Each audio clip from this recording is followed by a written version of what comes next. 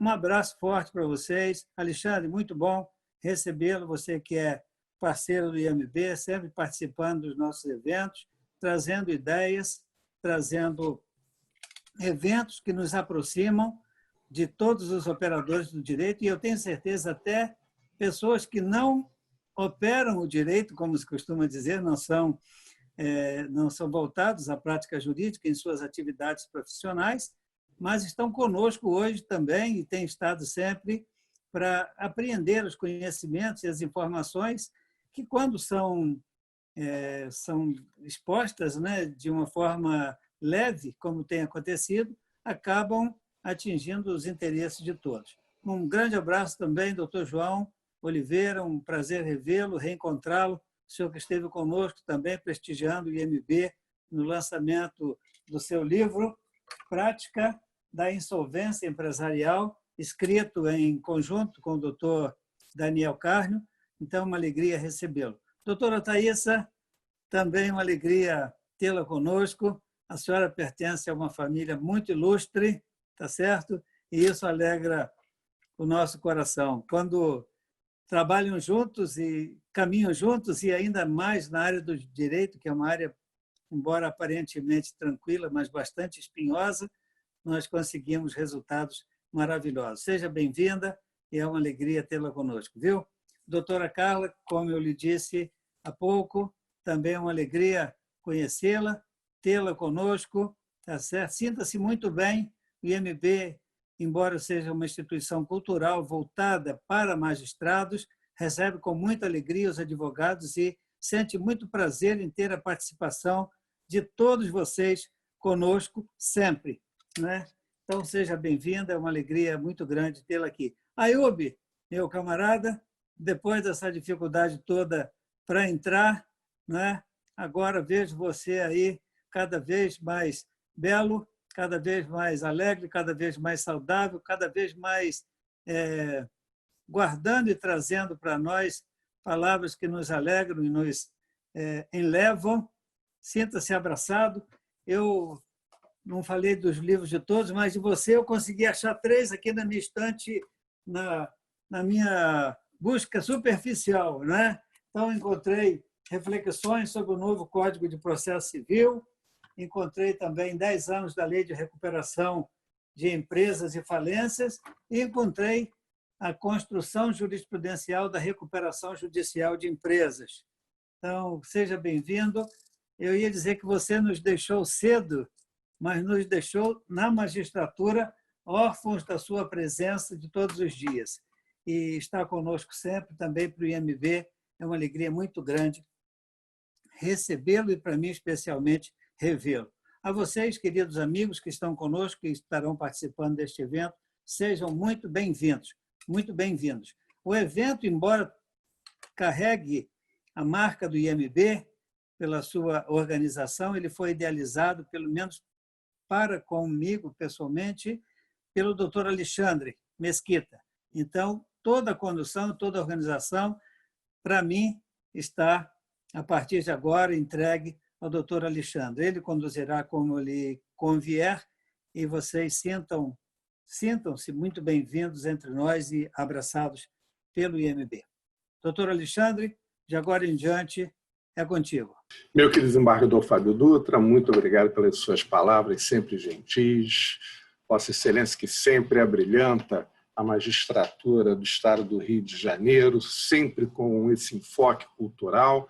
E digo aqui de coração aberto, estamos na torcida para que esse seu perfil possa estar presente em outros órgãos do Poder Judiciário, uma vez que teremos eleição ainda esse ano para a Escola da Magistratura, e há uma torcida muito grande dos magistrados em geral para que Vossa Excelência consiga ser o próximo diretor da EMERGE. Bom, eu inicialmente vou apresentar os nossos palestrantes de hoje. Hoje eu não vou palestrar, ficarei apenas fazendo, como se diz, o meio de campo. Bom, quem estará conosco essa noite? Doutora Thaisa Romero, mestre e doutora em Direito pela UF, professora da Universidade Federal Rural do Rio de Janeiro, advogada e administradora judicial, cuja tese de doutorado foi o caso Varig. Estará conosco também o desembargador aposentado e advogado, e meu querido e dileto amigo, Luiz Roberto Ayub, que foi o juiz que atuou na recuperação judicial do processo da Varig e que tem toda uma experiência para nos contar a respeito. O meu querido e dileto amigo, doutor João de Oliveira Rodrigues Filho, juiz da primeira vara empresarial de São Paulo e que atuou no processo da Avianca, proferiu decisões importantíssimas no processo da Avianca, que, infelizmente, teve sua falência decretada há poucos dias atrás e que vai poder trazer essa experiência para a gente. E, finalmente, a doutora Carla Coelho, que é diretora jurídica da Gol, que também vai poder transmitir essa experiência para a gente na qualidade de diretora jurídica de uma das maiores empresas aéreas do Brasil hoje. Então, eu vou pedir licença, já começando com a doutora Thaisa Romero. Pergunta: como que a pesquisa de doutorado acerca da recuperação judicial da Varig pode nos ajudar a ter uma visão do que está acontecendo com o processo da Latam Brasil? Então, eu passo a palavra para a doutora Thaisa Romero, por favor. Cumprimentar a todos na figura do desembargador Fábio Dutra. É um prazer grande, enorme estar aqui. A tese de doutorado foi concluída em 2014, então, um prazer enorme trazer essas questões para serem discutidas e ainda serem relevantes, pensando que foi a única recuperação judicial bem-sucedida até hoje de companhia aérea no Brasil, tendo em vista que a Avianca teve a falência decretada recentemente. A Varig, quando entrou com o processo de recuperação judicial, ela entrou 8 dias após a entrada em vigor da lei, no dia 17/6/2005, e a opção pelo processo de recuperação judicial foi uma opção bastante temerária. Por quê? Porque quando a gente pensa no processo de recuperação judicial, de reorganização, o Chapter 11, né, que a gente incorpora no direito brasileiro, a gente tem que pensar numa companhia que foi a primeira companhia, o primeiro grande lead case no Brasil, que tinha muitas emoções envolvidas. Então, não dava para trabalhar só com direito e economia, né? A Law and Economics. Você tinha que tentar compor todas aquelas emoções.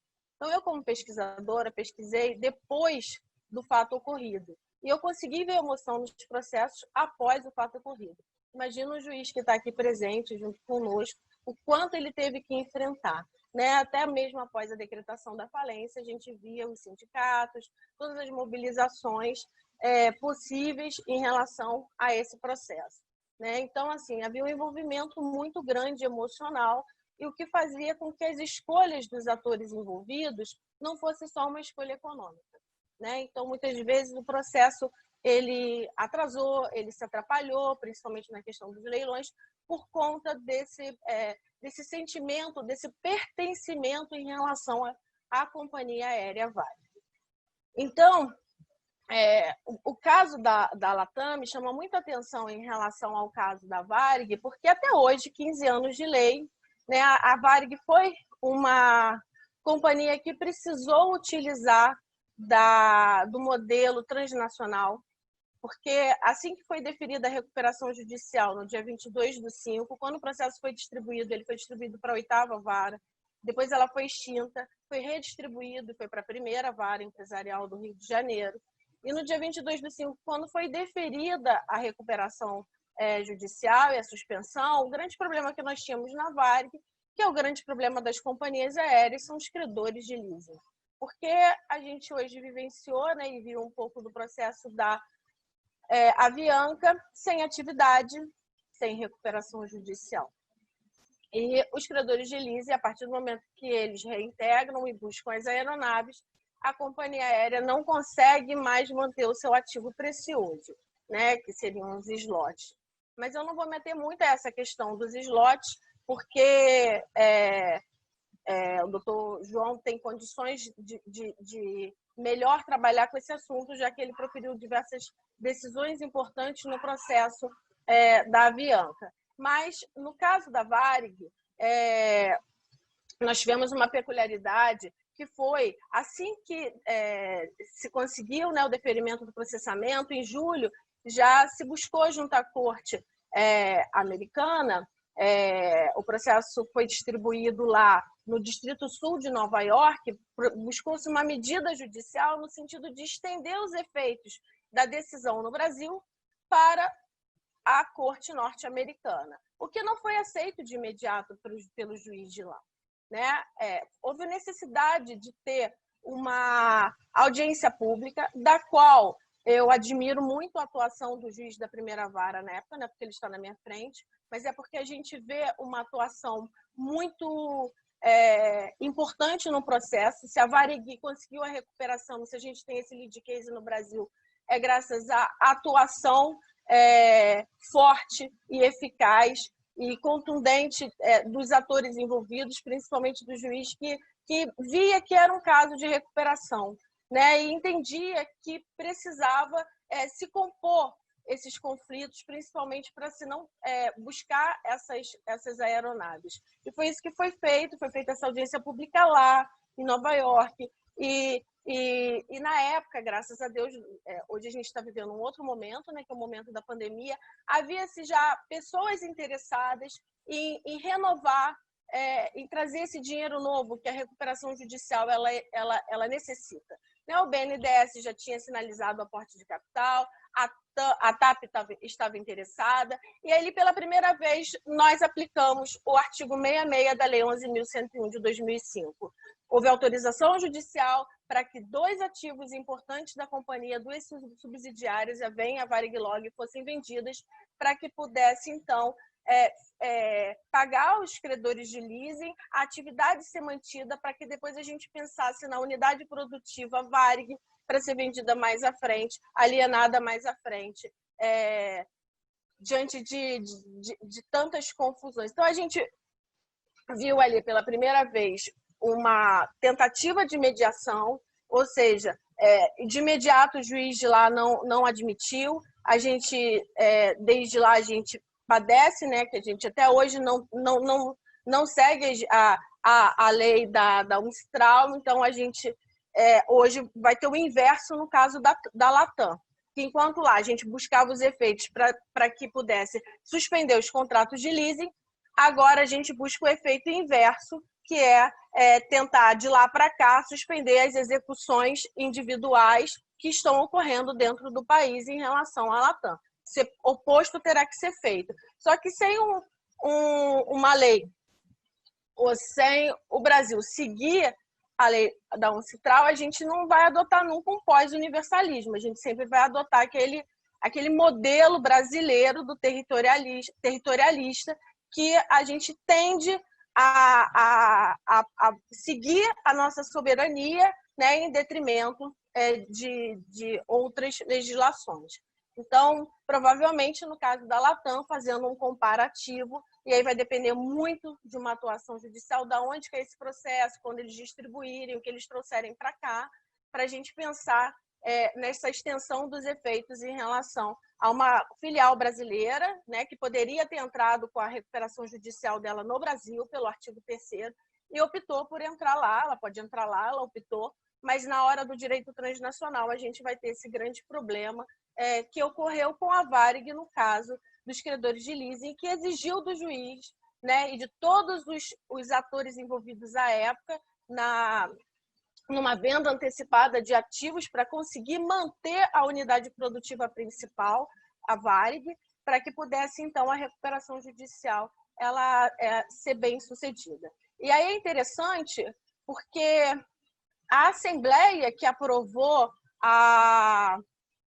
aprovação, né, para alienação e para esse financiamento de parte desses credores de leasing, para que o BNDES também pudesse se comprometer, essa Assembleia ela seguiu os moldes do artigo 45. Então, foi uma Assembleia bastante robusta, né, para alienação de bens, não houve dispensa de Assembleia. Então, nós temos aí um exemplo da Varig que influencia, né, influenciou, pode vir a influenciar, porque é o nosso lead case, outras situações parecidas e similar o que é dispensado na legislação americana se a gente fosse adotar uma medida mais emergencial, de contingenciamento de crise, né, mas seguiu todos os rigores necessários e possíveis.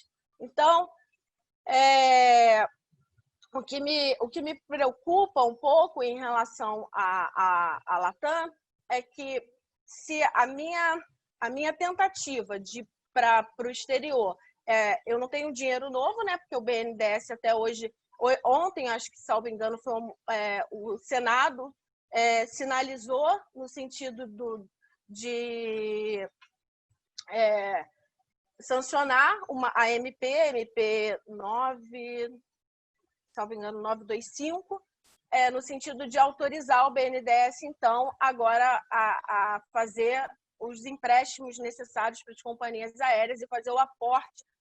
Claro, não, mediante juros, cobrança de juros, tem um limite de teto, mas já sinalizou, né? Já foi sancionado pelo Senado, então a gente já está bem próximo. Então, assim, esse dinheiro novo é essencial para qualquer companhia no meio de uma pandemia que a gente está vivendo, poder se reestruturar. Então, ontem a gente já teve uma sinalização positiva nesse sentido. E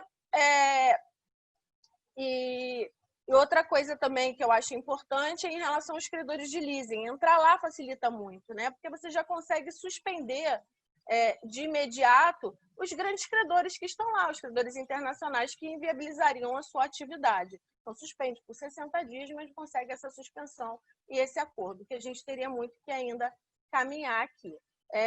Então, mais em relação às execuções individuais, ao acesso do voto, em relação aos credores minoritários, aos credores hipossuficientes, trabalhistas, credores consumidores, eles precisam ter o acesso, né? Eles precisam votar. Como é que vai ficar os efeitos em relação a essas pessoas? Então, vai ter que montar um outro processo aqui, até o STJ, para poder produzir os efeitos hoje nos moldes da nossa lei, teria que ser via STJ para produzir os efeitos, quanto tempo demoraria isso, como é que se otimizaria isso? Então, a minha grande preocupação no Instituto da opção da Latam, eu acho que ela nem estava muito preocupada com isso, ela estava mais preocupada com os grandes credores e na busca do novo dinheiro, né, para poder se reestruturar, do que em relação a esses pequenos credores. As execuções podem correr ou pode-se pensar no modelo de processo, de procurações, para poder viabilizar essa recuperação.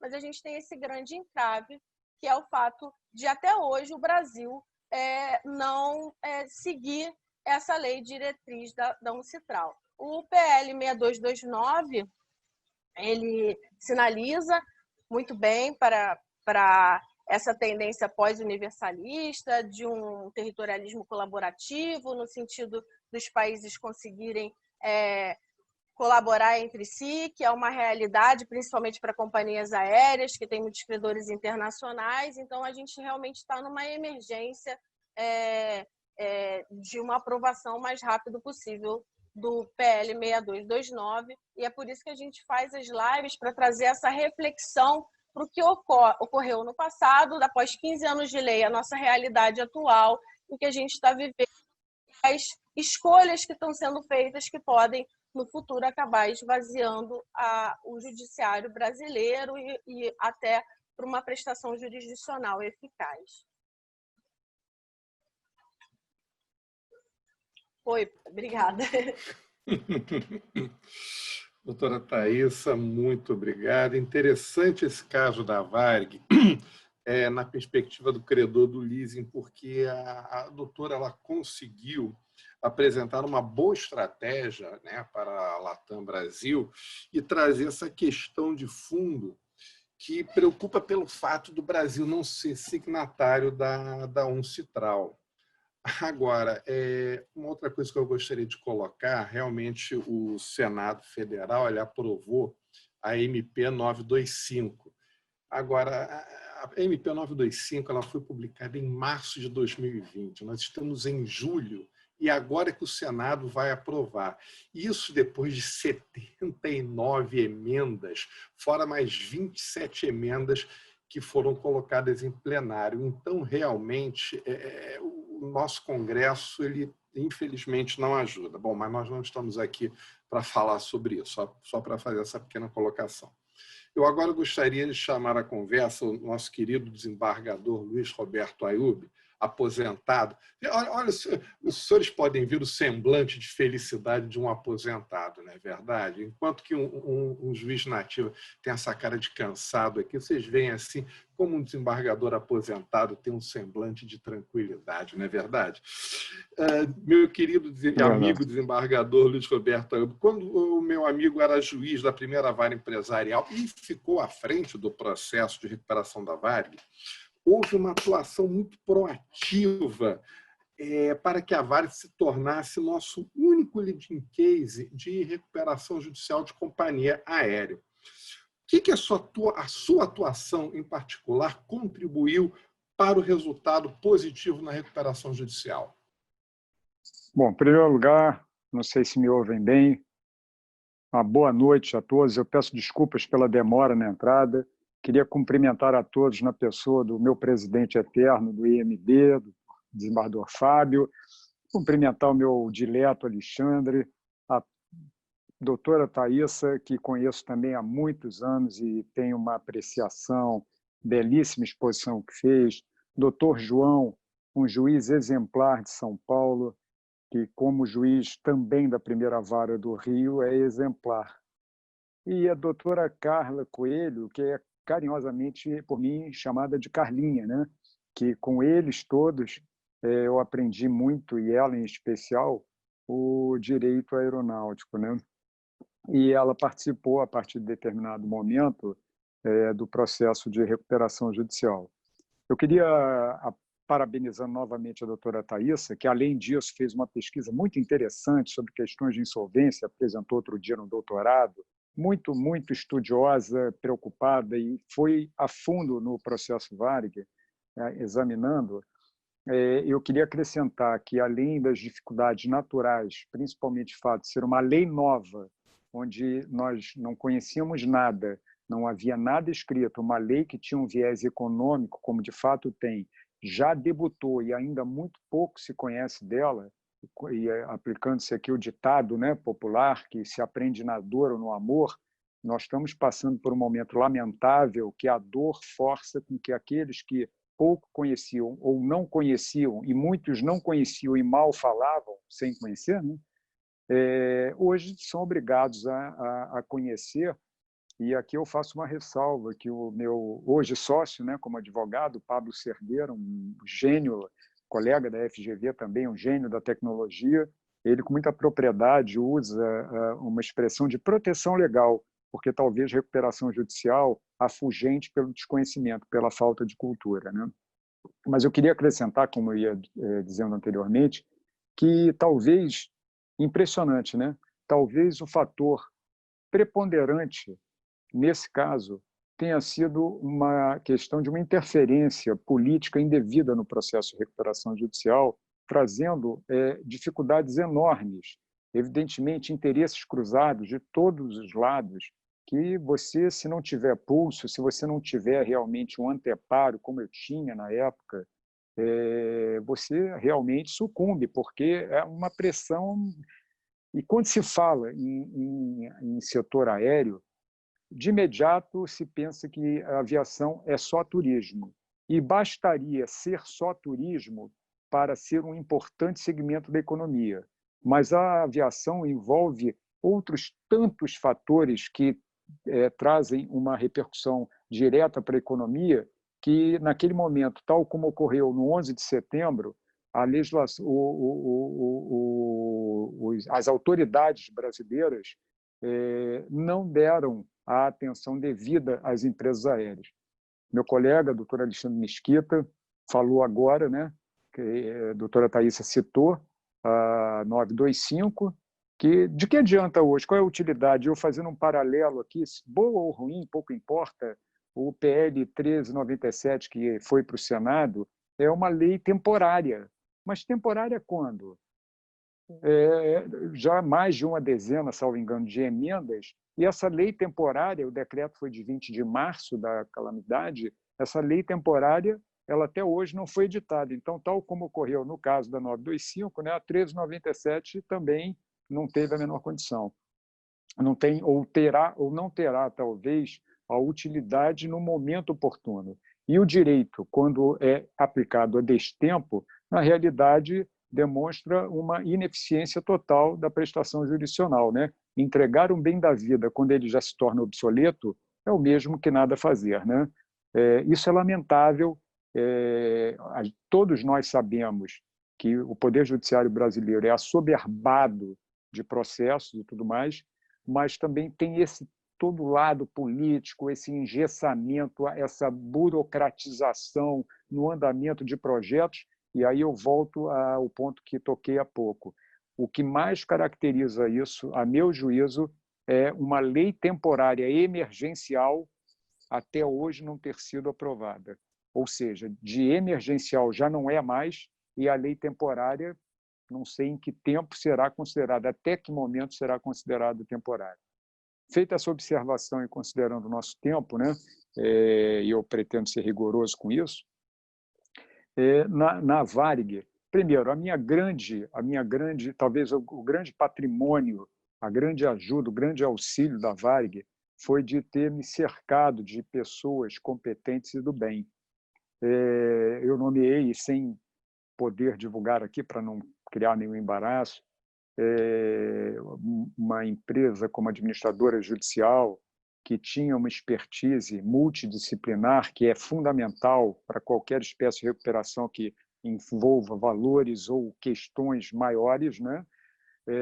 Nós vivemos arquipélagos, como diz o professor Otto Lobo, né? Arquipélagos empresariais, ou seja, o mundo globalizado. Não adotamos a lei uniforme da UNCITRAL, como disse a doutora Thais, está emperrado no PL 6229, que data de 2005.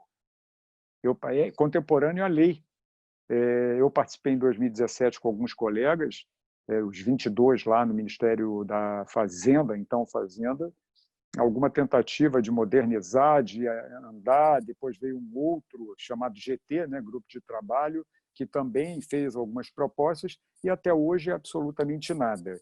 Então, isso me deixa muito preocupado, porque hoje eu ouvi, durante o dia todo trabalhando, porque a vida do advogado é mais complicada do que a vida do juiz, eu aprendi isso agora, porque elas se equiparam, que a gente sabe qual é a vida do juiz, não é brincadeira não. Mas o advogado também trabalha demais, e isso é muito bom, principalmente no momento de confinamento, para pessoas que, como eu, têm isolamento obrigatório, né? Por conta de não só da idade, né? O cartão de idoso no carro já, mas problemas que, infelizmente, de saúde que me impedem de poder circular. Mas observe bem,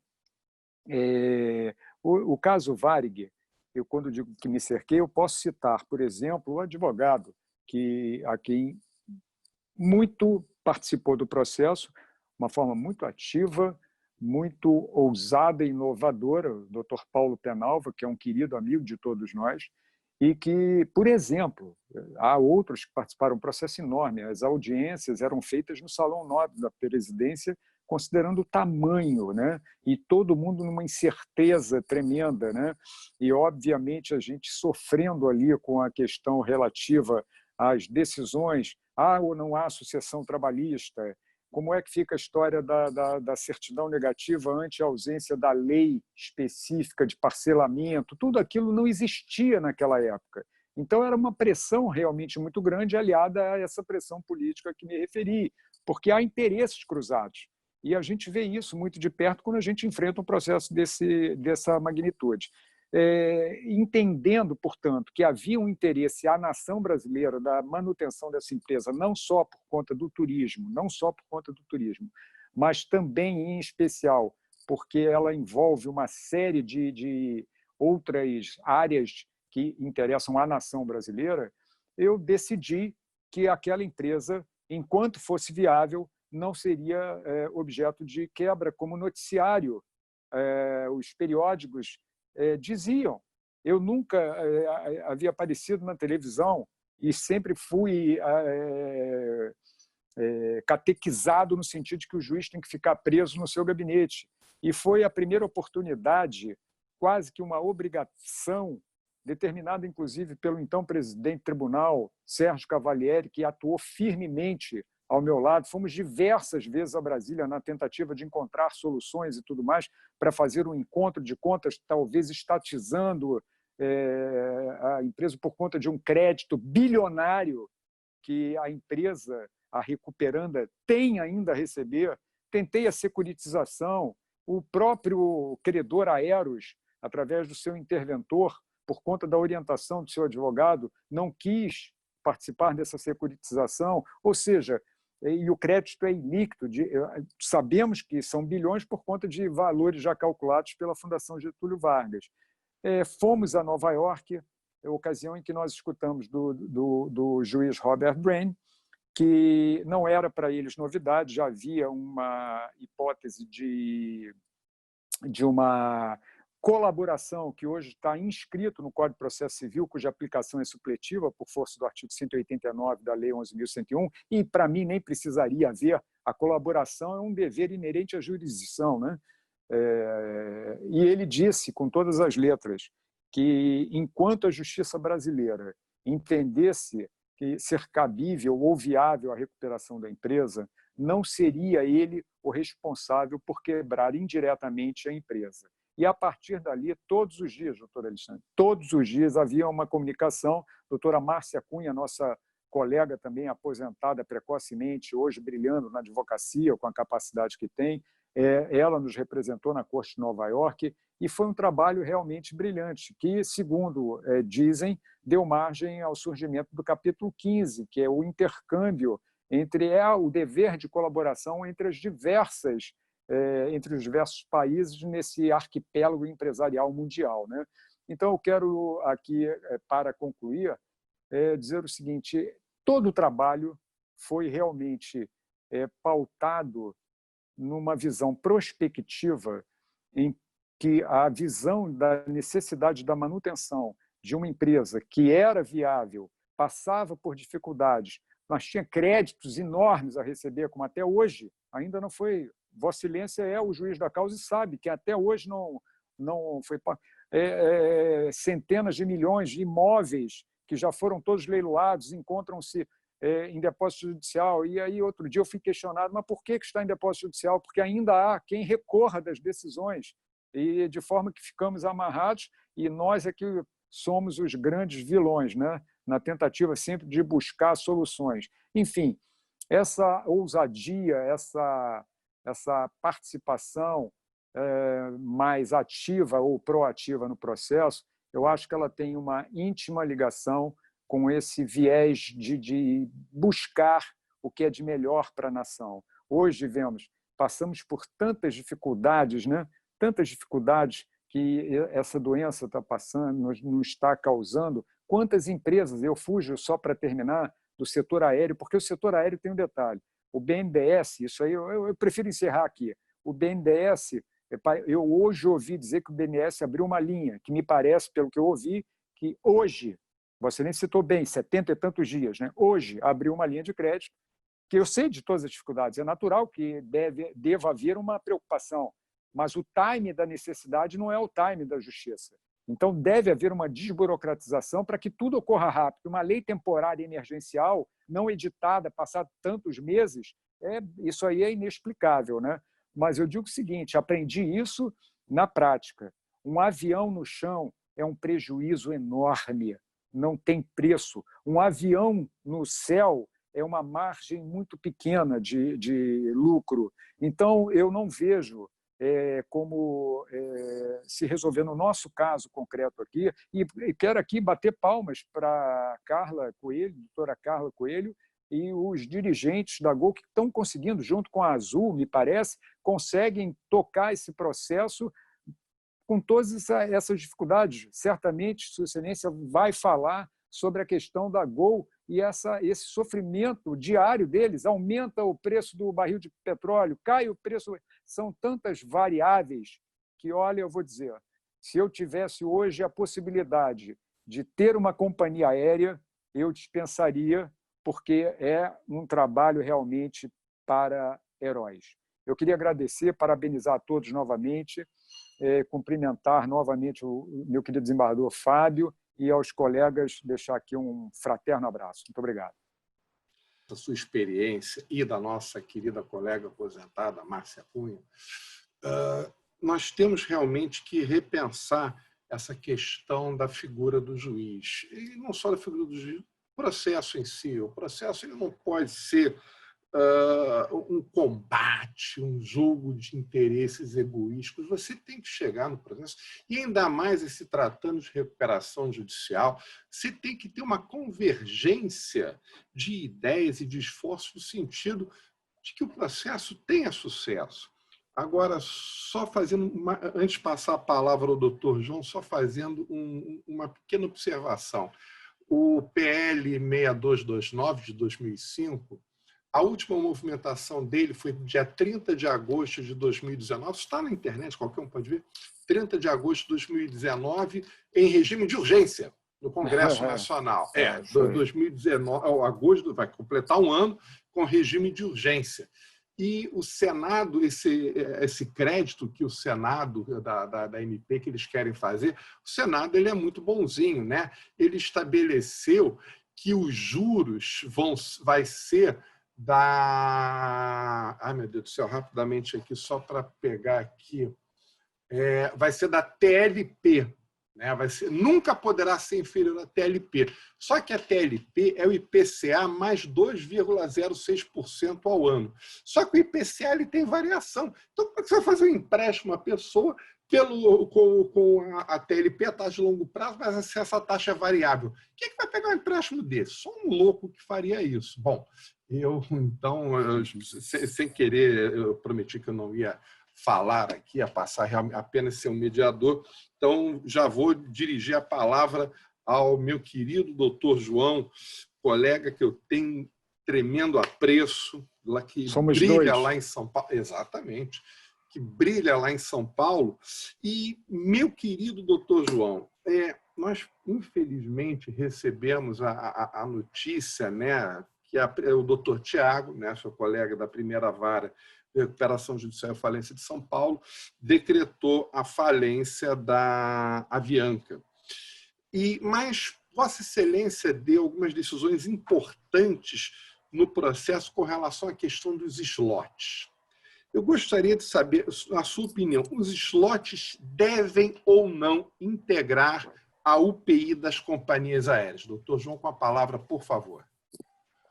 Bom, muito boa noite a todos.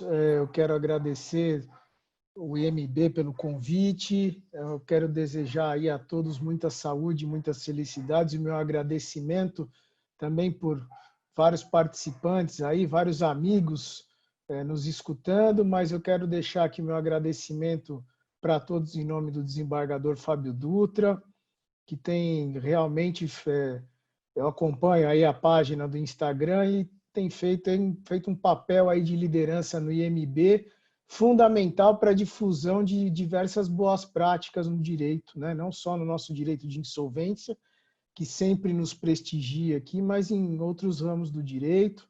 Alexandre, doutora Thaísa, doutora Carla, um grande abraço. A doutora Ayub, nosso mestre aí, vanguardista, corajoso, e que lidou com esse leading case aí de uma maneira magistral, né? Então, hoje está aí enobrecendo a advocacia, da qual eu pertencia aí há 13 anos. Não sei se volto, vamos, isso daí, futuro a Deus pertence, né?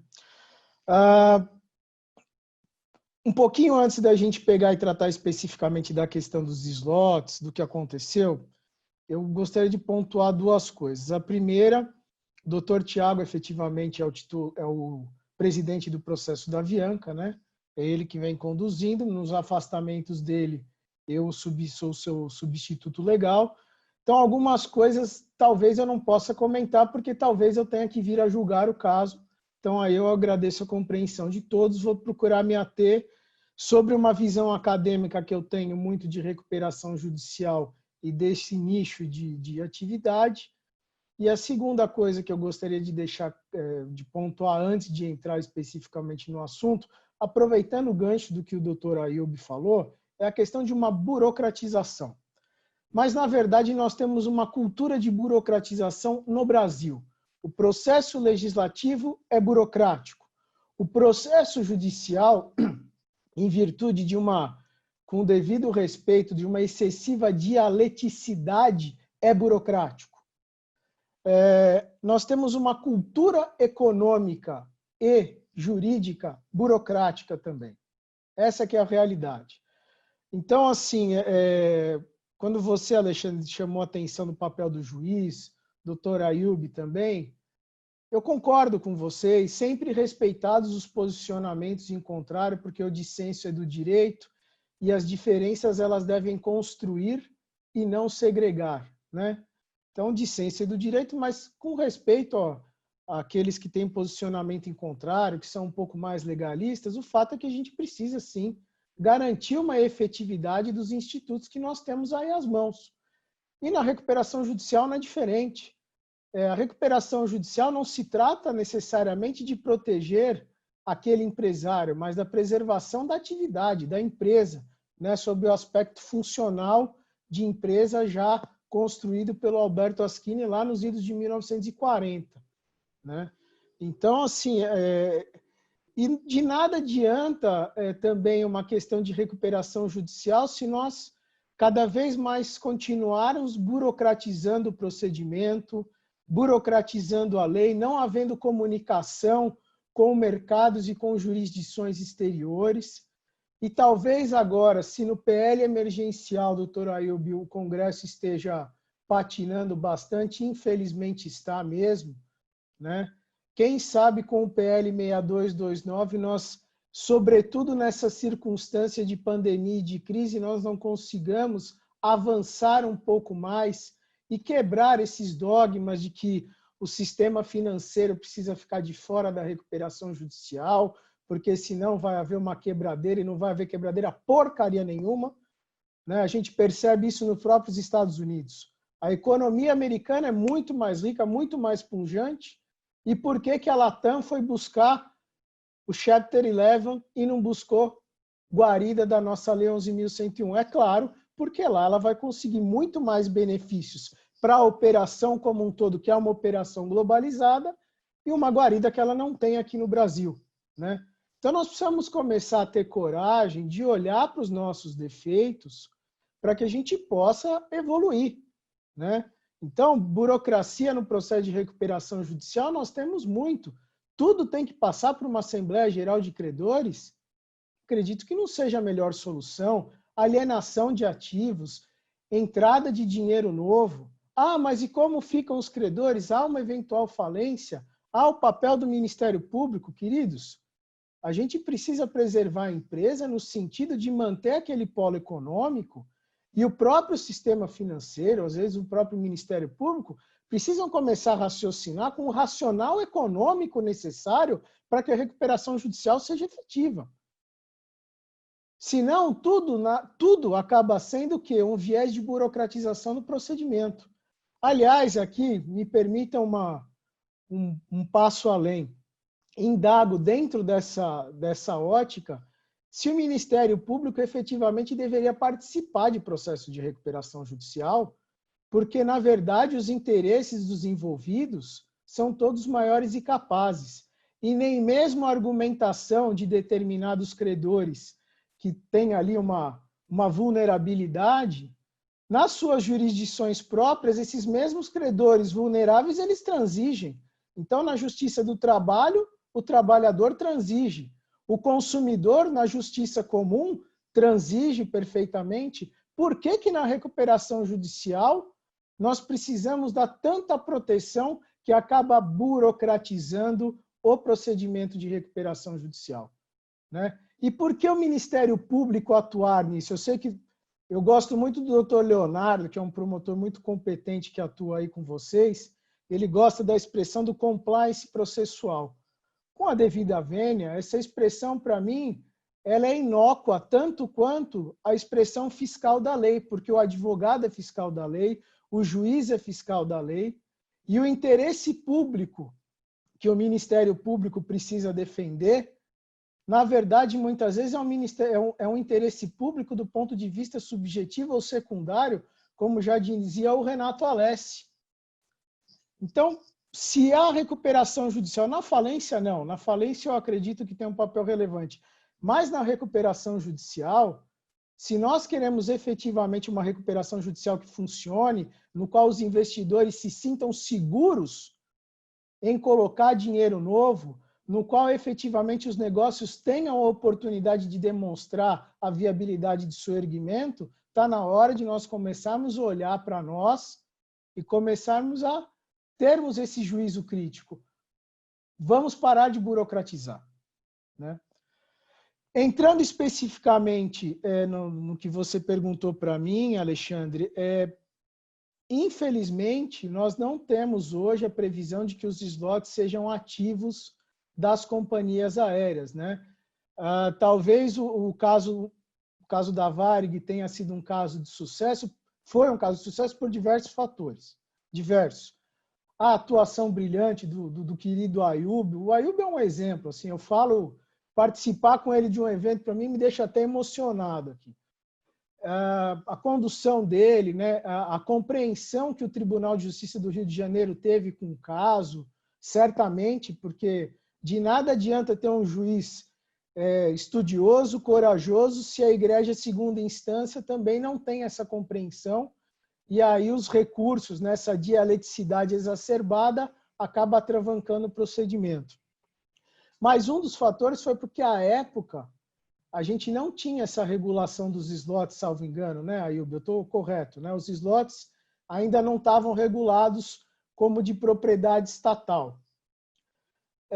No caso da Avianca, qual que foi o problema? Houve uma engenhosidade, sim, na construção do plano, ao permitir a construção de UPIs, que seriam CNPJs vinculados à Ocean Air.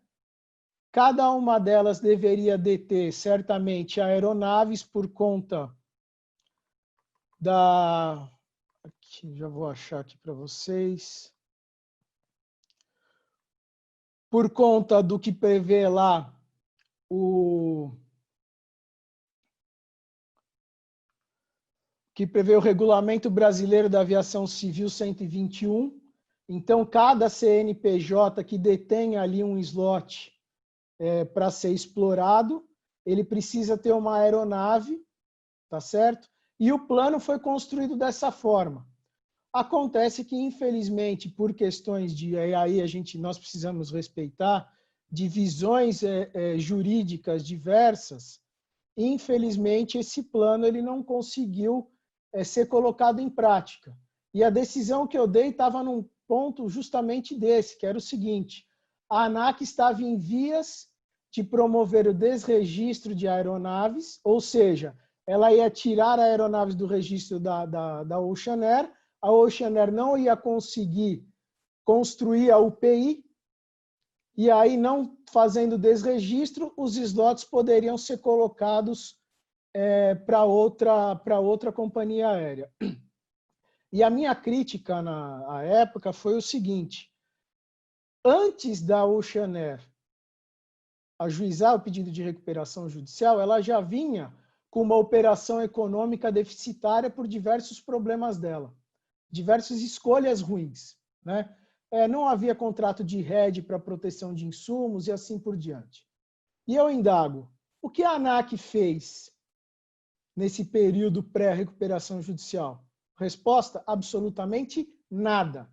E quando houve o ajuizamento da recuperação judicial, tendo em vista a nossa legislação extremamente restritiva, a Convenção de Cape Town, que confere uma proteção absurda para todos os lessors, a ANAC, além de tudo, ela teve um papel para dificultar a recuperação judicial da Ocean Air. Então, eu não estou fazendo a defesa da Ocean Air em si, eu estou fazendo a defesa do Instituto da Recuperação Judicial.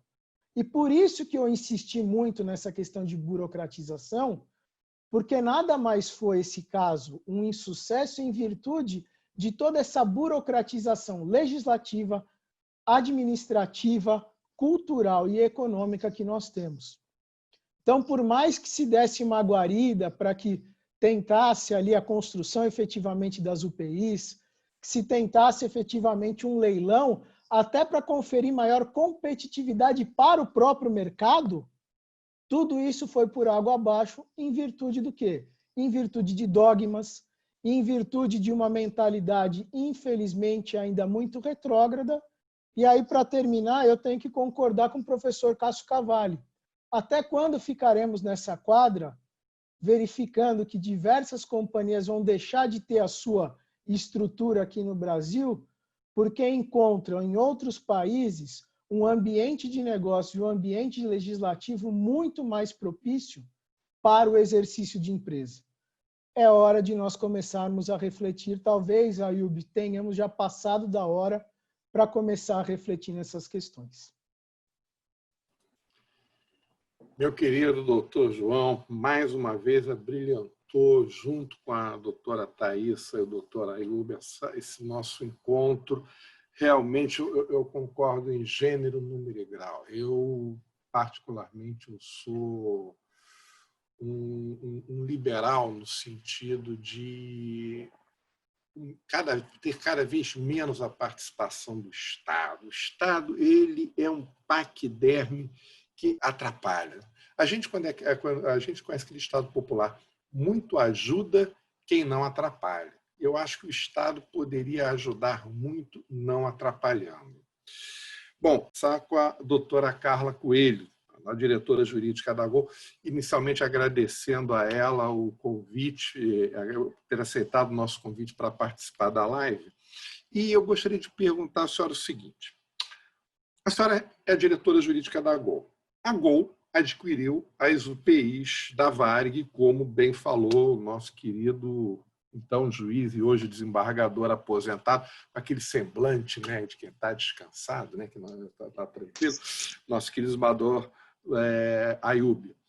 E várias questões foram colocadas no processo, e a primeira delas, a que surge até hoje, muitas questões, eu, inclusive, eu sucedi na primeira vara empresarial, eu ainda tenho muitas questões envolvendo isso, a respeito da chamada sucessão trabalhista. Como é que foi a experiência da Gol na qualidade de arrematante da Varig e sofrendo essa questão da sucessão trabalhista? A senhora está com a palavra, por favor, doutora Carla. Bom, vou renovar aqui meu boa noite, meu agradecimento ao desembargador Fábio, doutor Alexandre, doutora Thaisa, doutor João, doutor Ayub, o registro carinhoso que me fez, eu me fico à vontade para recebê-lo, porque foram muitos anos de luta, de esforço em conjunto, um trabalho que realmente, assim, o objetivo maior ali era encarar o desafio de uma maneira em conjunto, né? Ninguém pensou ali nos seus próprios interesses e temos ainda, né, uma parceria em relação aos assuntos remanescentes, e eu acho que isso que fica como aprendizado. A minha contribuição aqui hoje é olhar para esse retrovisor, né? E eu vou pegar um gancho, uma fala, e vou botar entre aspas, e me perdoe se eu não reproduzir perfeitamente, doutor João, mas o senhor disse, temos que ter coragem para olhar para os nossos defeitos. E é verdade. Então, o meu papel aqui, talvez não muito grato, talvez ingrato, e aí, doutor Alexandre, o senhor me ajuda muito na sua pergunta, dizer, né, não enfrentamos, na verdade, continuamos a enfrentar. Eu não tenho aqui um verbo passado, né, nós não temos a experiência findada, ao contrário, é uma experiência que se renova dias após dias, durante 13 anos. E eu acho que esse é o papel de olhar pelo retrovisor e ter a coragem de olhar para os nossos defeitos. Então, eu poderia ir à época, né, em 2007, a Gol não fez uma arrematação no leilão, não foi uma compra de primeira mão, em termos assim mais simples, foi uma compra já em segunda mão da empresa Varig Log. De qualquer forma, uma compra muito recente, após a arrematação judicial, 6, 7 meses depois, foi em abril de 2007, eu estava lá, tive o privilégio de vivenciar essa experiência, essa oportunidade. E eu faço aqui só um parênteses, né? Eu não tinha nenhuma experiência em companhia aérea, eu sou do Rio de Janeiro, eu sou de Niterói, eu tive uma experiência aqui no nosso estado e fui parar na Gol, com o que tenho feito até hoje, né? Por um simples sentimento de poder assim viver aquela experiência empresarial com muita ousadia, com muita coragem. E isso foi e continua sendo o meu maior combustível para estar até lá e até hoje dividir a minha vida entre Rio, Niterói e São Paulo, para lá e para cá, e continuar vivendo essa experiência que é um desafio hoje que faz parte da minha história, né? Eu não consigo mais me enxergar sem isso.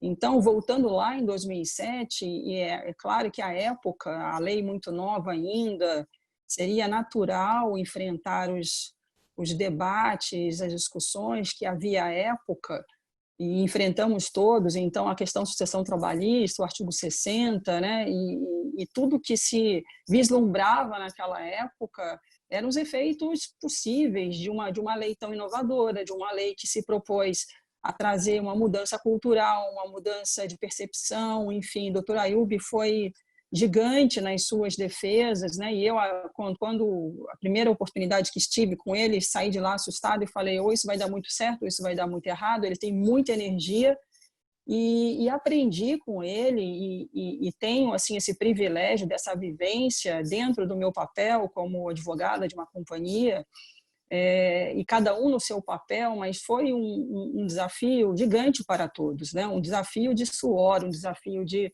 muito trabalho, um desafio de se buscar interesses que fossem de bom senso a todos, e muitas vezes nós sentávamos juntos com muita transparência, de portas abertas, para tentar entender como melhor cada um fazer o seu papel dentro das legalidades possíveis, mas tendo ali um obstáculo gigante, que era a lei. Ela estava sendo combatida não nas suas entrelinhas, mas ela estava sendo combatida nos seus conceitos primordiais, que é ter a recuperação da atividade empresarial, como continua sendo, né? Que interesse econômico traria para uma alienação de um ativo se não se houvesse uma blindagem em relação à sucessão de dívidas, né? E nesse momento não se mistura direitos sociais, direito dos trabalhadores, ao contrário, né? Então são assuntos, né, que acabaram ficando distorcidos, são temas que foram colocados dentro de um mesmo de uma mesma discussão. E é óbvio, e aí o Dr. João, de novo, me trouxe alguns ganchos, né, me trazendo aí até a memória, né, de tudo que foi vivenciado na história que eu participei e acompanhei muito a Avianca, inclusive. Mas voltando a falar do que já aconteceu e trazendo aí as contribuições do passado para essa reflexão de hoje, que eu acho super importante, porque ela ainda é viva, ela não deixou de acontecer. A lei ela continua sendo não obedecida, não acatada, e aí respeitando todo o direito, né, à ação, à discussão, enfim, mas ela traz ainda uma fragilidade que hoje não permite que esse instrumento seja eficaz. Então, é só um exemplo de uma rotina que se faz há 13 anos, e eu vivo isso no dia a dia. A questão da sucessão trabalhista, nós temos na companhia Gol, eu posso falar essa informação porque ela é pública, ela consta das demonstrações financeiras da Gol. A Gol era controlada por uma companhia aberta, que é 100% controlada por uma companhia aberta, então uma companhia regulada em mercado de capitais no Brasil, nos Estados Unidos. Então a governança ela é muito grande, são informações públicas, estão disponíveis para qualquer um, mas nós hoje temos ainda, por conta do assunto de sucessão trabalhista, em bloqueios judiciais, né? São bloqueios praticamente diários, faz parte da minha rotina, faz parte da minha mesa, 13 anos depois, uma soma de quase 80 milhões de reais, e ainda constam em depósitos recursais na casa de 35 milhões de reais, isso 13 anos depois. Ainda temos 1.000 ações na esfera trabalhista de ex-funcionários pedindo a sucessão de dívidas. enfim, trazendo para o momento atual de extrema dificuldade no setor, né? Eu não vou entrar nesse detalhe, não tenho a pretensão aqui de trazer, porque é uma história que acho que todos vêm acompanhando, mas é um setor, infelizmente, extremamente impactado pela questão da pandemia, né? Globalmente, e o Brasil não é diferente disso. Então, as companhias, e aí eu falo de todas, passam por momentos difíceis, né? E a Gol não é diferente disso. Então, chegar hoje num momento de extrema dificuldade, né, dentro do contexto pandêmico, e ter 100 milhões de reais, tirando os custos de girar essa carteira por 13 anos, né?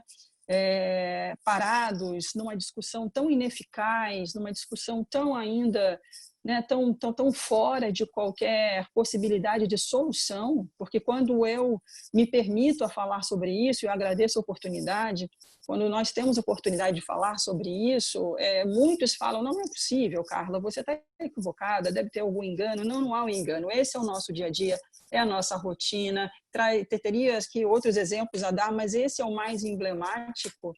E fica aqui o meu registro das possibilidades, das oportunidades que ainda temos para se colocar esses pontos na mesa e olhando para as companhias.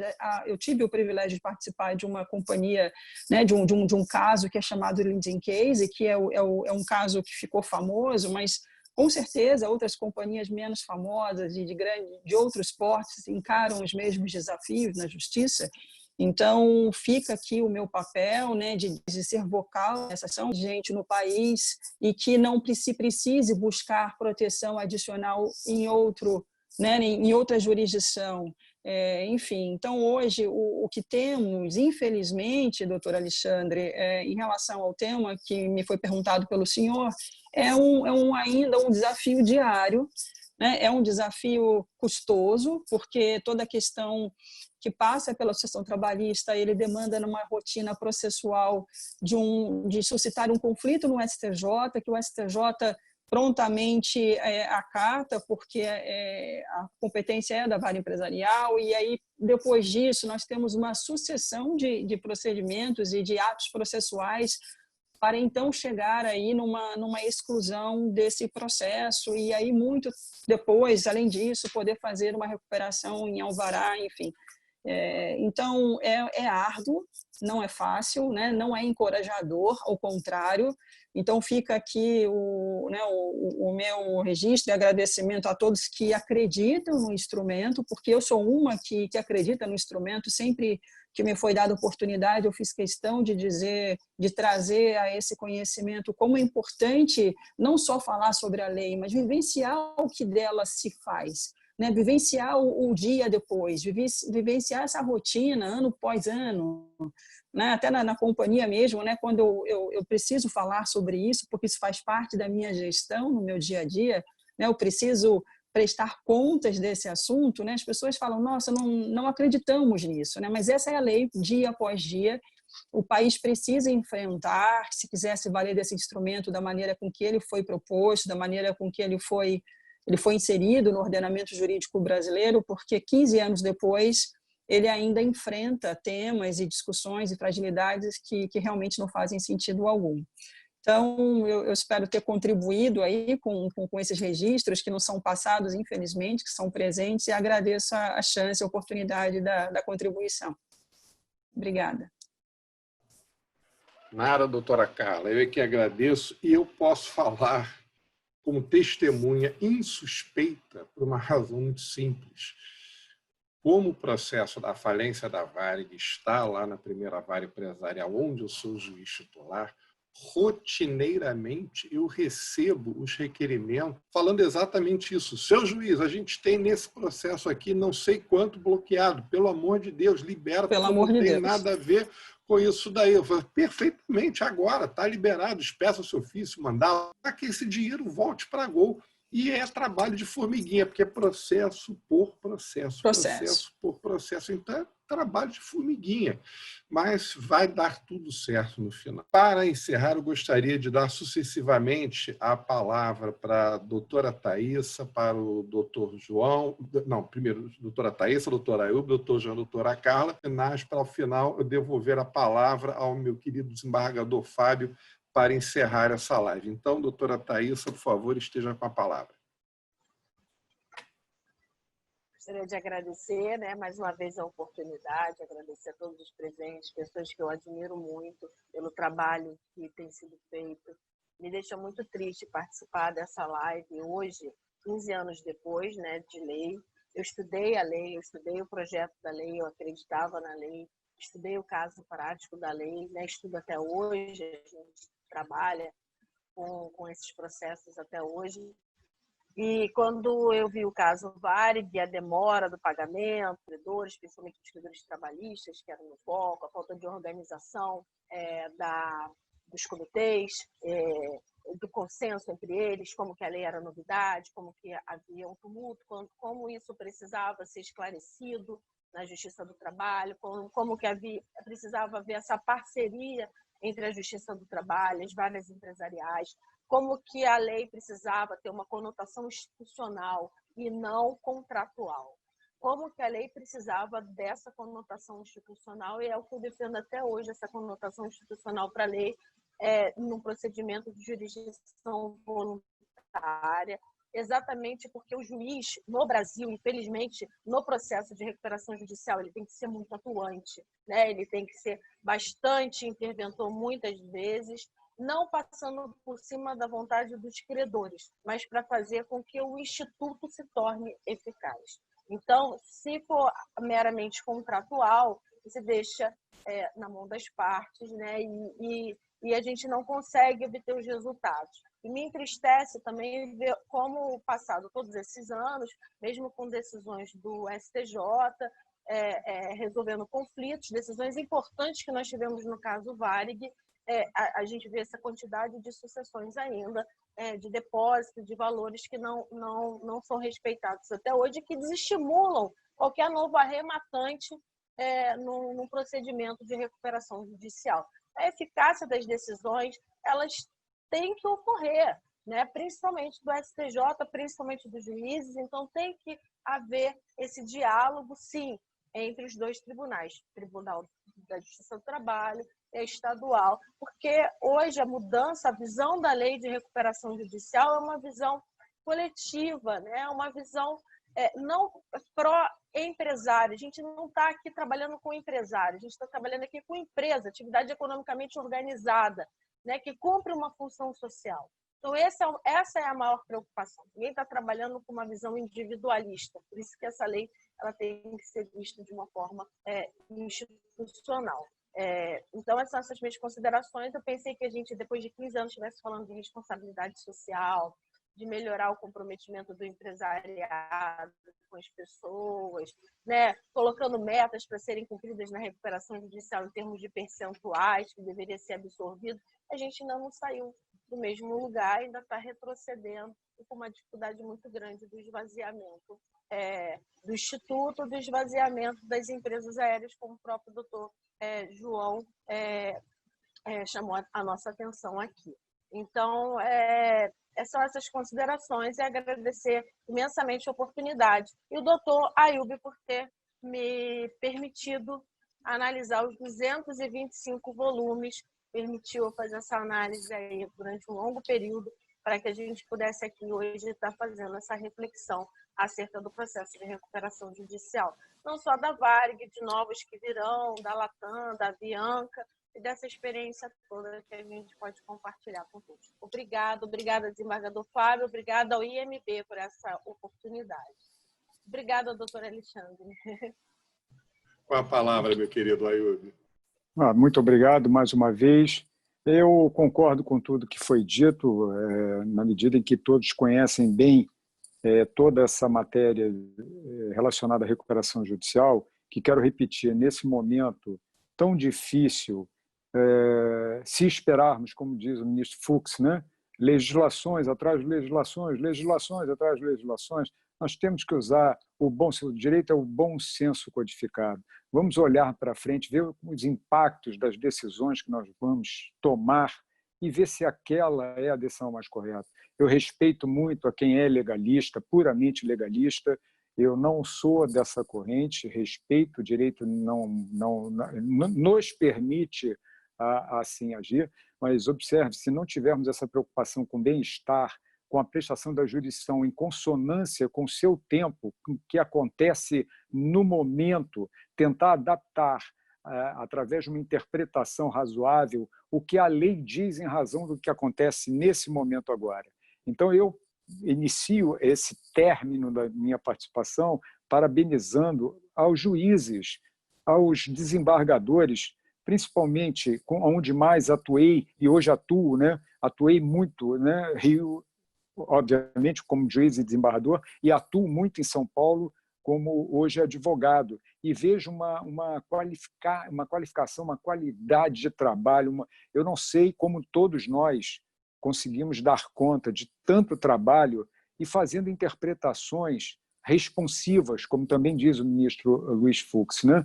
Tentando evitar que se entregue um bem da vida quando ele já é obsoleto. Não adianta olhar para a lei sem olhar para frente e verificar o que está acontecendo no mundo e tentar adaptar a lei a isso. Quando a doutora Carla Coelho diz que até hoje isso acontece, me remete ao passado, quando eu, e obviamente fui criticado demais, isso aí não tem problema nenhum, quando eu disse que, em razão do aspecto econômico que a lei continha, não haveria sucessão trabalhista, e explicava a razão da diferença textual do 60, parágrafo único, recuperação, e 141.2, falência, para demonstrar que, no fundo, não poderia haver nenhuma espécie de sucessão, porque, como foi bem colocado pela doutora Carla também, haveria simplesmente um total desestímulo à aquisição de UPIs, unidades isoladas, ou até mesmo na forma do 66, ativos permanentes, para poder injetar, para poder despertar a concorrência, injetar recursos e a empresa se recuperar. Não é na visão, como disse também a doutora Thaís agora, não é olhar ao empresário, é olhar a atividade, o agente econômico, que eu prefiro assim tratar, porque há agentes econômicos que praticam atividades empresariais, se conformam com o que dispõe o artigo 966 do Código Civil e produzem riquezas. Será que a gente não precisa disso? Será que alguma nação não precisa de empresas? As empresas geram empregos e o emprego gera dignidade, daí decorre a dignidade. Então, que tenhamos uma visão mais prospectiva, mais aberta, e eu termino aqui renovando meus parabéns aos juízes, aos magistrados brasileiros em geral, que fazem um esforço sobre-humano e, enquanto uma parcela pequena ainda faz um estrago terrível porque não conseguiu compreender a razão de ser de uma lei que tem um viés econômico e importante para o soerguimento da nação. Muito obrigado. Nós é que agradecemos. Meu querido doutor João, por favor. Só quero agradecer a oportunidade, é um privilégio estar aqui. Eu sou um pouquinho mais novo aí que o doutor Ayub, então eu iniciei meus estudos para magistratura acompanhando muito o trabalho dele e pelo privilégio concedido divinamente, hoje eu estou aqui com a oportunidade de poder dividir a mesa com ele, o que também eu tenho que agradecer ao desembargador Fábio Dutra, a você, Alexandre, doutora Thaísa, doutora Carla, um prazer enorme tê-la conhecido, e diferentemente um pouquinho só, doutora Thaísa, eu prefiro me manter esperançoso, porque hoje em dia, se nós temos dificuldades, hoje em dia, tem um ponto que a gente tem que enaltecer. Se a Lei 11.101 ainda não é tão bem compreendida assim com o seu aspecto econômico, o fato é que desde o seu nascedouro, no aspecto jurídico, nós tivemos excelentes profissionais já cuidando da lei. Dr. Ayub, quero aqui deixar meus cumprimentos ao Dr. Lazzarini e Dr. Caio Mendes, que foram os pioneiros ali nas varas de falência e recuperação judicial em São Paulo. E hoje nós temos muita gente boa trabalhando temos espaços democráticos para conversar dessa forma. Eu acho que a gente tem aí um processo de amadurecimento e de melhor compreensão. Ayoub, como você disse, aprende no amor ou na dor. Talvez agora o Brasil aprenda um pouco na dor, infelizmente, e eu acho que isso tem que dignificar todos aqueles que sofrem com essa pandemia. Aprendemos que a empresa ela é muito importante para o Brasil, para a economia, para a geração de empregos, para a geração de dignidade e que possamos ter um futuro melhor. Um abraço aí a todos. Doutora Carla, por gentileza, suas considerações finais. Não, agradecer a oportunidade, um privilégio estar aqui, de verdade, né? Tenho assim, um prazer enorme de poder falar um pouco da minha experiência e trazer essa reflexão, que eu acho que é a nossa obrigação, né? Acho que faz parte do nosso dia a dia ter, além de todo o nosso trabalho, colocar as grandes reflexões, e hoje é uma grande oportunidade, enfim. Então, obrigada, doutor Alexandre, doutor Ayoub, aí, pelos aprendizados de sempre, doutora Thaíssa, né? Foi o nosso primeiro contato, doutor João, doutor Fábio, à disposição para muitas próximas. Muito obrigada e boa noite para vocês. Antes de passar a palavra para o meu querido desembargador Fábio para encerrar, eu gostaria de agradecer e dar um abraço, ainda que virtual, aos meus amigos João e Ayoub, um abraço também para a doutora Carla e um beijo especial para você, Thaís. Um beijo especial. Te amo. Meu querido desembargador Fábio, por favor, suas considerações finais. Muito bem, Alexandre. Muito bom o trabalho que você fez. Você já está convidado a preparar outra, viu?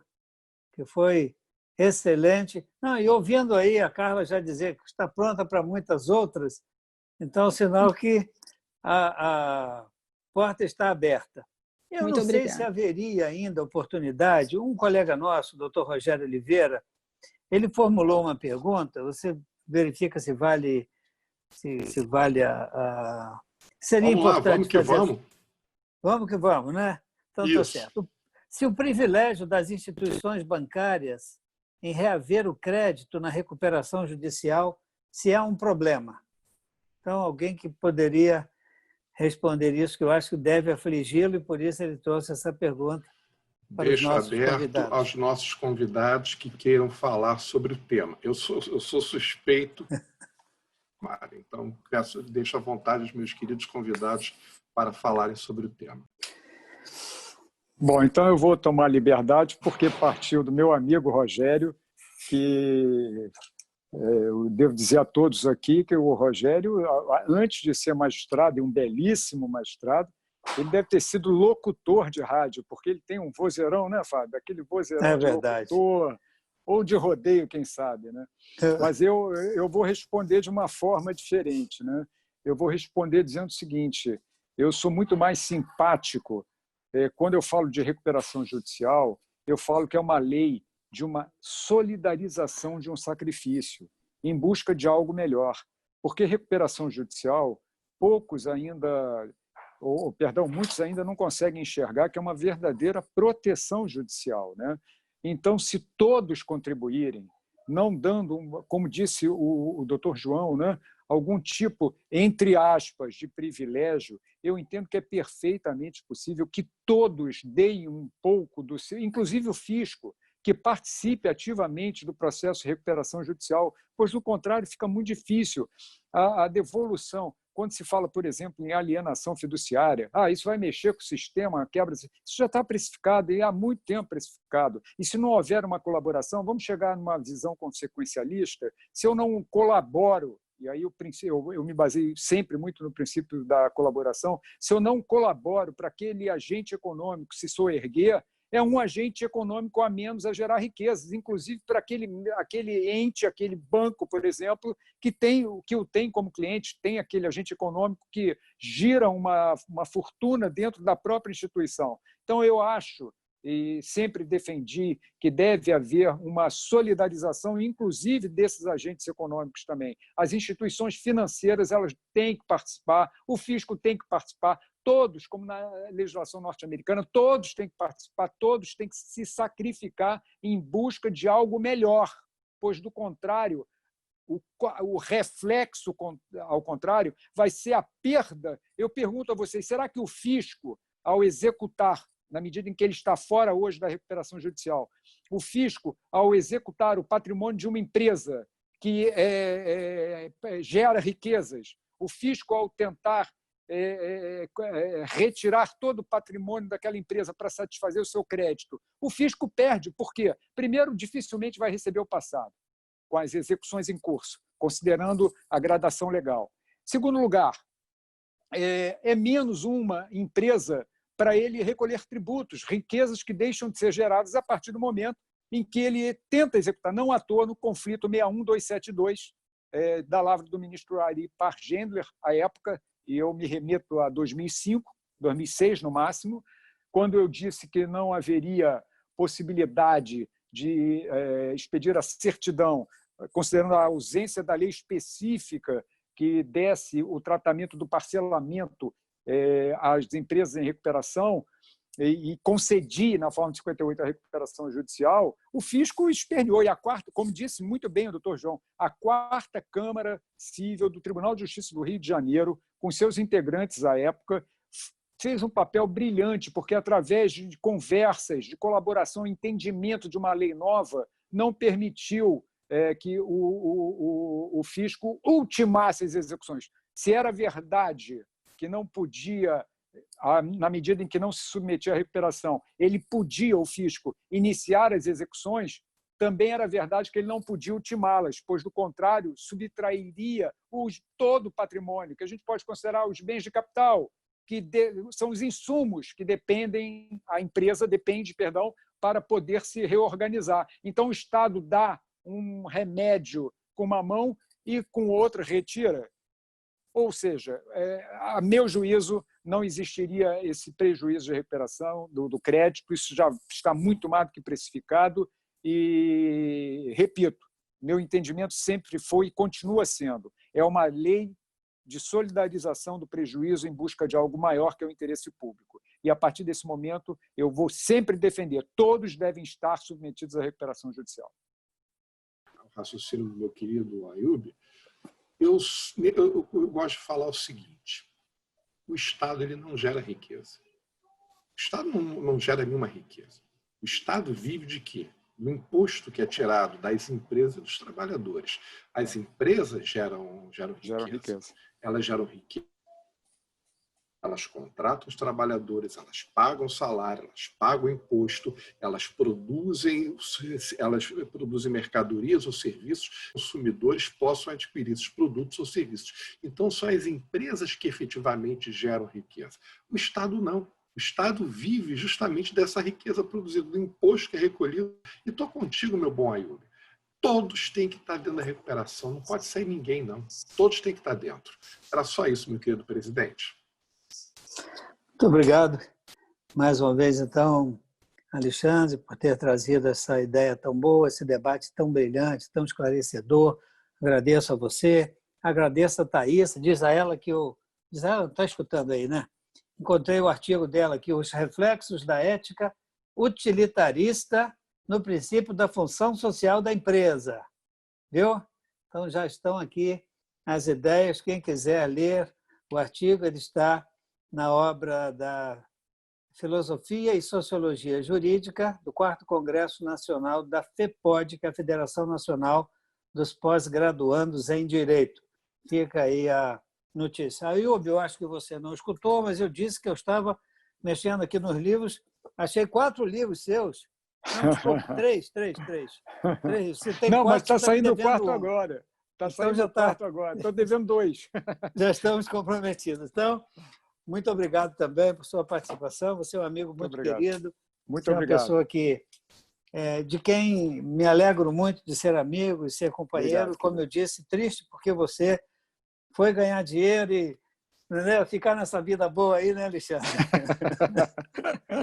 Mas é um prazer, a amizade é recíproca, viu? A gente sabe que a lida de advogado não é fácil, até porque nós viemos de lá. né? Exato, Agradeço exato. também, mais uma vez, a doutora Carla, por ter... Eu acho que ela não é mineira, não, ela é aqui do Rio mesmo, né? Então, e mora em Niterói, é nossa vizinha, com certeza. Um abraço, doutora Carla, muito obrigado. Um Muito abraço, obrigada, doutor senhor. João. Que bom. Um abraço, doutor João, também. Está sempre conosco, é paulista, mas é o paulistano, mas está sempre conosco, então é quase carioca, se já não tiver um pezinho aqui nas terras fluminenses. E a todos vocês que nos acompanharam, eu não poderia deixar de agradecer ao pessoal do IMB que está atento para que esse evento aconteça, né? Doutor Rogério Ayub, ele já foi convidado para participar, se não é do próximo evento, de um ou dois daqui, alguns dias, sobre o romantismo da recuperação dos presos, né? Alguma coisa ligada a essa pretensa recuperação ou ressocialização dos presos do sistema penal, ele estará debatendo, e nós teremos outras atividades que já estão designadas, como um debate sobre o ativismo judicial, que estará tendo como palestrante o desembargador Pedro Raguenet, e como debatedores a deputada Cristo Nieto e o João Paulo Nascimento, que é procurador do Estado. Também teremos um evento sobre música. Às vezes nós temos algo que não fica restrito ao campo jurídico. Vamos ter o Tony Carvalho, que é o nosso colega Antônio José, o Fernando Cabral e o Wagner Sinelli, que estarão debatendo conosco, discutindo conosco um pouco da música na vida do magistrado. E outros eventos que virão, vocês estão sempre convidados a estarem conosco nos eventos do IMB. Está aqui esclarecido que o evento será no dia 21, às 17 horas, o romantismo da ressocialização e a realidade da exclusão. Então, dia 21, às 17 horas, estão todos convidados. Muito obrigado a todos. Se ninguém mais quiser se manifestar, renovo os agradecimentos e lhes desejo uma boa noite.